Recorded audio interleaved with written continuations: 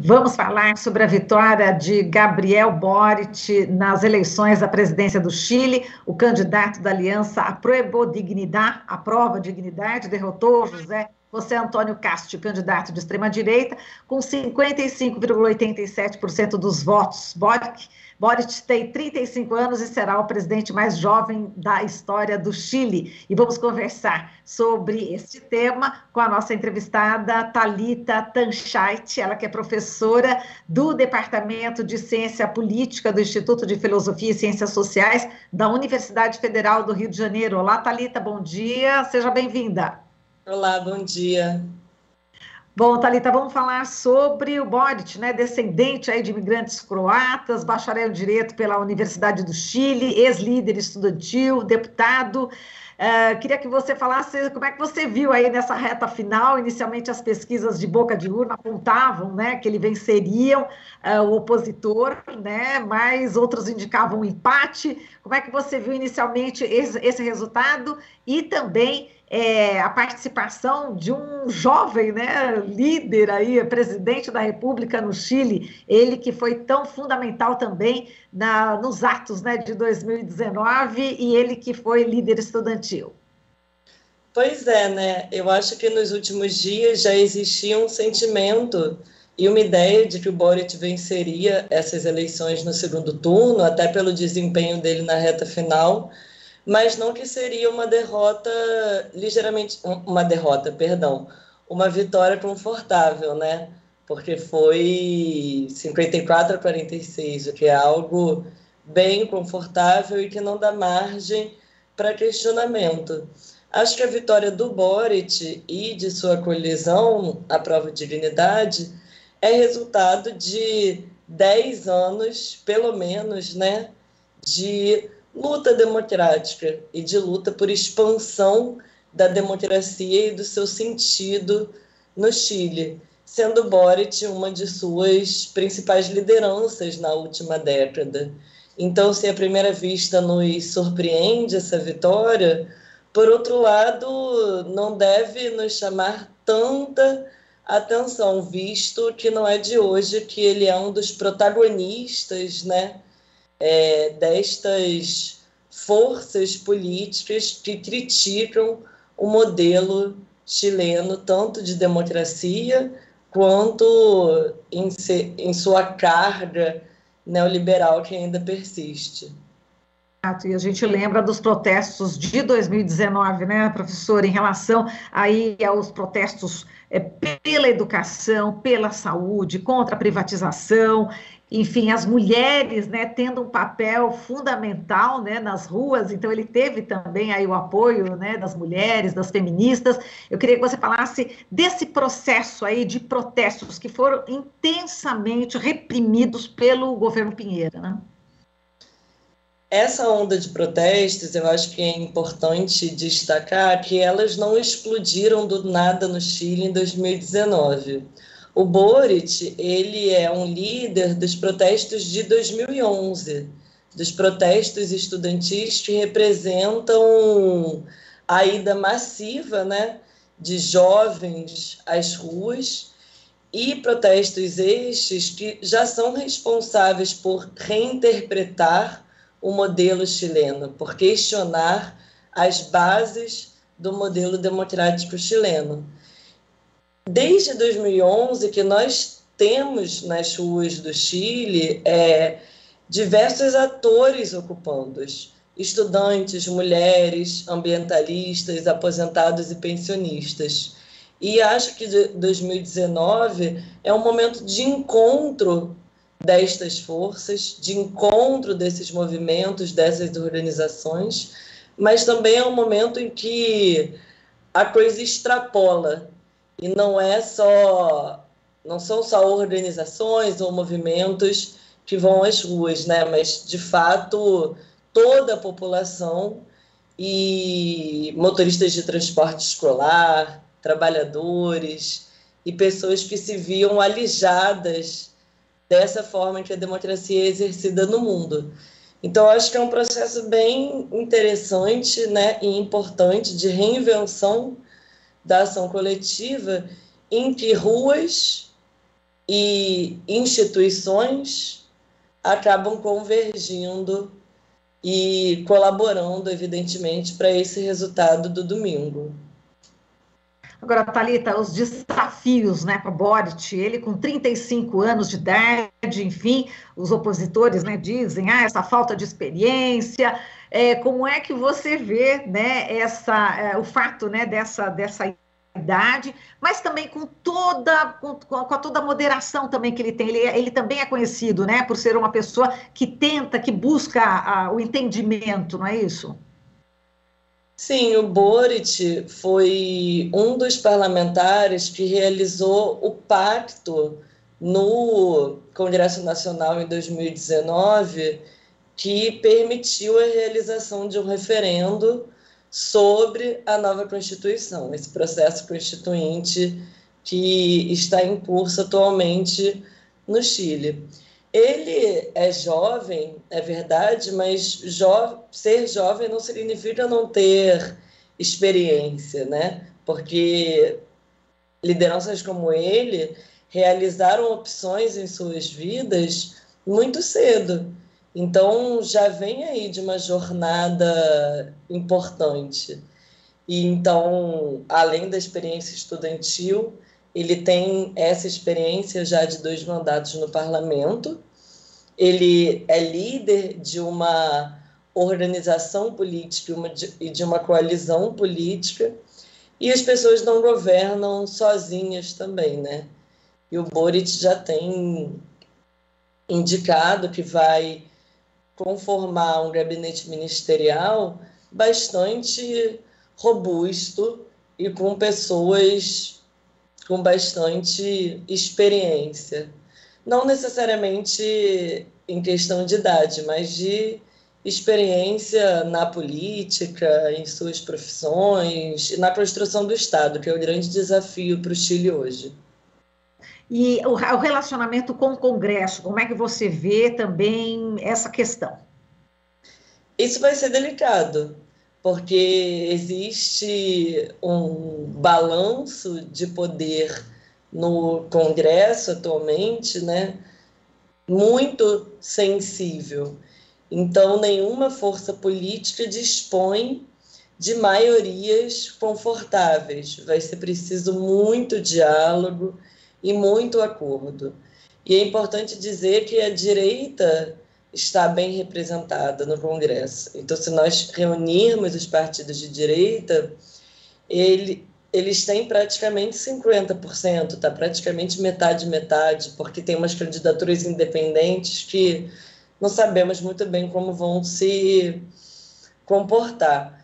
Então, de fato, vai ser preciso muita negociação, não vai ser tão confortável, especialmente porque ele propõe reformas profundas, e não é hora para aqueles que apoiam Boric de sair das ruas, né? Porque me parece que a pressão popular vai ser fundamental.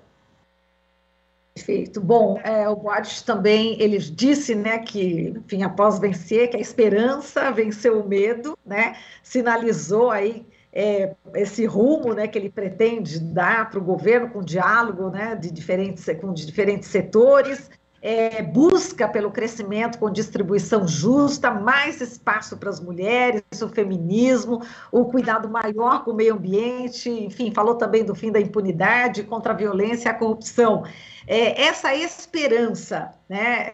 Como é que você também imagina se esses ventos podem soprar também aqui para o nosso Brasil e também fortalecer a esquerda latino-americana? Eu acho que o Boric, ele representa uma renovação política e uma atualização programática que são hiper necessárias para a esquerda latino-americana.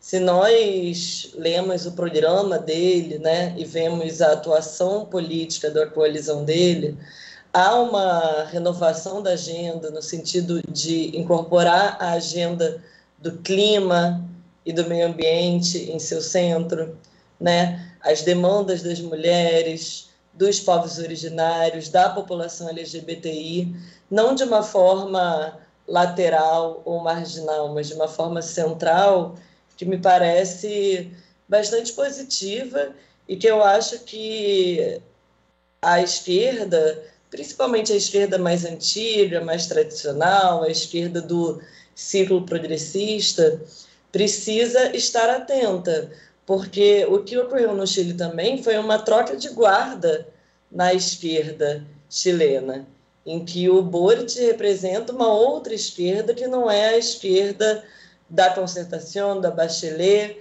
que esteve no poder por 5 mandatos. Agora, me parece evidente que se antes esses ventos já sopravam aqui no Brasil, eles estão a cada dia mais favoráveis, né? Não apenas olhando para a vitória do Boric, mas para várias outras vitórias, principalmente no Cone Sul, e pelo entendimento de que esta agenda neoliberal em um país de desigualdades tão profundas como o Chile, mas uma região de desigualdades tão profundas como a América Latina, só traz, né, a piora, a degradação e um estado muito dramático de condições de vida para a população em sentido de pobreza, fome, desemprego. Então, acho que uma mudança é esperada. Pois é, e essa desigualdade que se acentuou na pandemia também foi um fator também importante, né? Sim, sem dúvidas. Exato. Agora, Thalita, viu que o presidente Bolsonaro parece que ainda não cumprimentou o Boric pela vitória, né? Cada vez mais ele acaba se isolando aqui, né, na América Latina. Sim, totalmente. E ainda mais essa coalizão e essas organizações, esses movimentos que deram a vitória, que foram fundamentais para a vitória do Boric. Um dia eu fiz uma mesa com uma feminista chilena, Karina Nojales, que ela disse que o feminismo chileno refletiu muito a partir da vitória do Bolsonaro em 2018, que para elas aquilo representou um vórtice histórico em que toda a tática e estratégia do feminismo chileno a partir de então passou a considerar, né, essa possibilidade de surgimento de outros Bolsonaros e como ter uma construção política e social sólida capaz não só de conter possíveis Bolsonaros, mas capaz de ter avanços contínuos nas agendas das mulheres e nas agendas de bem-estar social. Então, é um movimento de clara rejeição ao Bolsonaro e seu projeto também. Não dá para dissociar exatamente a luta das mulheres, o feminismo, de tudo que a gente está passando, dessa questão econômica, não é isso? Quer dizer, às vezes a gente ouve, não vamos falar muito do feminismo, não, nesse momento são outros pontos que são importantes, né? A gente já ouviu, né, em algum momento isso. Queria que você falasse em relação a esse momento que a gente está vivendo, já que a gente está falando aqui de fortalecimento da esquerda a partir da vitória do Boric. Como é que você vê?